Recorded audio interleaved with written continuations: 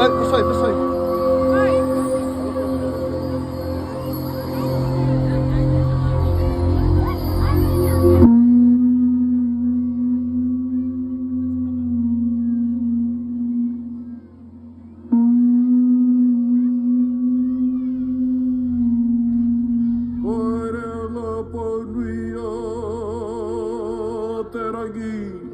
Otoko huru nuku botoko huru ragi toko na iru ga otoko huru ma wake ga toko huru wa tea toko na iru ga ware koragi nui e tūnei toko tūkiru ga uritia kia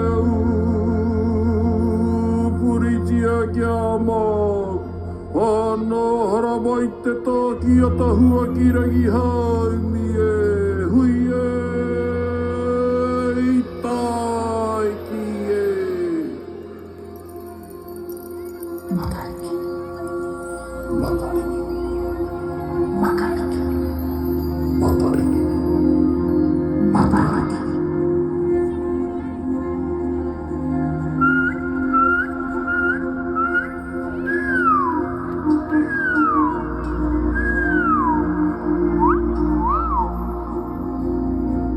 Do you see the koikoia, the long-tailed cuckoo, soaring towards Aotearoa in Mahuru? September, its song announces the arrival of spring.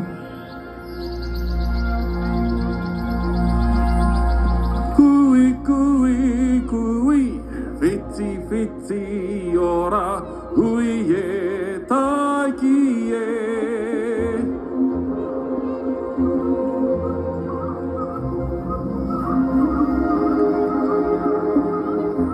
Can you see the anuhe?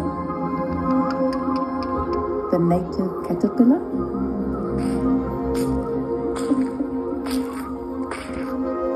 Anuhe, anuhe, tuongo, tuongo, purere hua, purere hua, purere hua.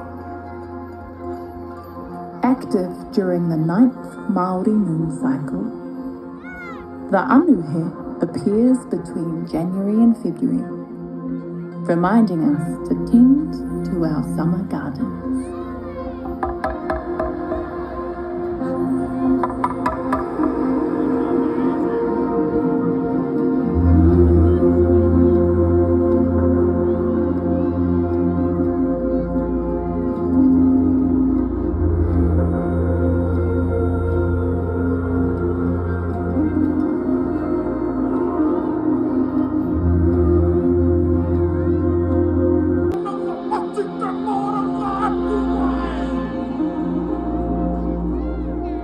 The Puawananga blooms once the coldest nights of the year are behind us and the warmer climates await.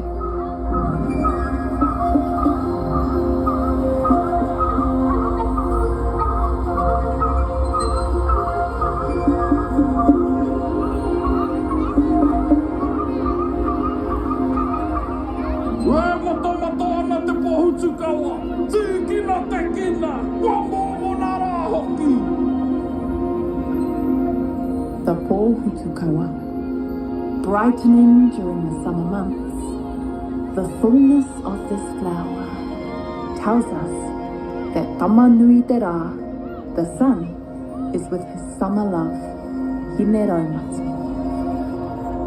During this time, we also know that the kina are juicy and fat.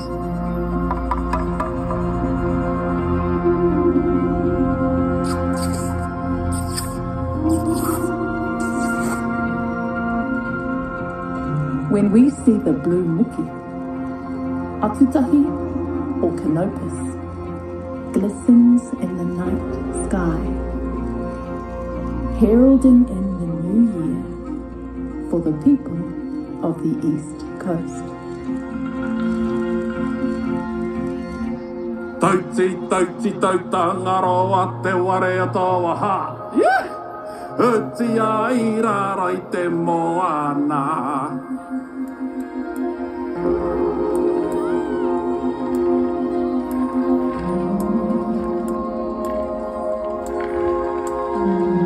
Matariki and our stars are connected to our taia, our environment.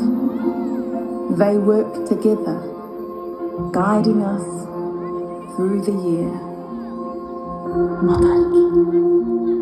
Matariki. Matariki. Matariki. Matariki.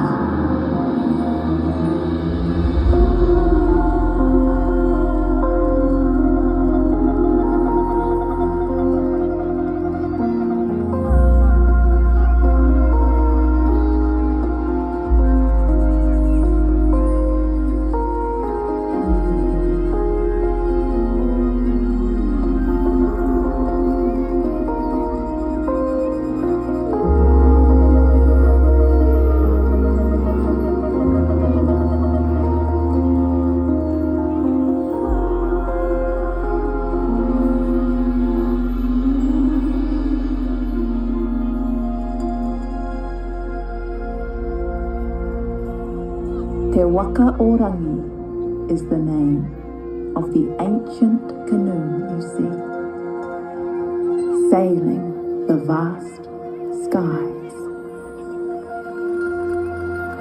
Captained by a great rangatira, a navigator, Paramainuku.